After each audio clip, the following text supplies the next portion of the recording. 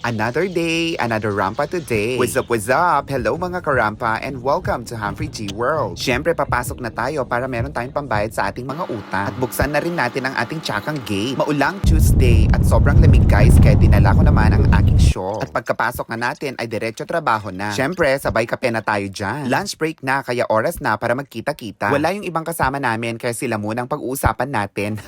Inassist din natin yung mga kasamahan natin na nakigamit sa ating lungga. And while waiting for them to finish, syempre nagtrabaho na din ako. At pagka-uwi ko nga ay diretso na tayo sa ating pa-outdoor dinner. Syempre, aaura din ako sa pag-grill ng ating mga kakainin. Pwede na rin sabihin na celebration ito sa mga napapagtagumpayan naming laban sa buhay. Itong January 6 nga ay nabangga si mama ng isang motor. Meron siyang mga gasgas, tahi sa ulo at semento sa braso. Mabuti na lang negative ang mga results ng mga test niya. At dahil malakas tayo kay Lord, i-celebrate na natin yan. Syempre, ihaw mode na ang aking sisi, Momchi Arcany. At habang nagiinuman si Papa at Doc JM ay nanggugulo naman si Kuya Jamir. At nung ready na ang lahat ay kumain na nga kami. Andyan din si Ading Jameson na kayang-kaya na niyang buhayin ang kanyang sarili. At nagkatabi na nga sila at mukhang meron na namang gera. At syempre, kakain na rin ang inyong Disney princess. O diba, arte-arte yarn. Paano na kaya ang New Year's resolution ko? Sira na naman ang diet natin dito. Inom na rin tayo ng milk habang nagtatrabaho at nagla-live. Hanggang dito na lang mga karampa. Thank you for watching and see you in my next vlogs. Bye!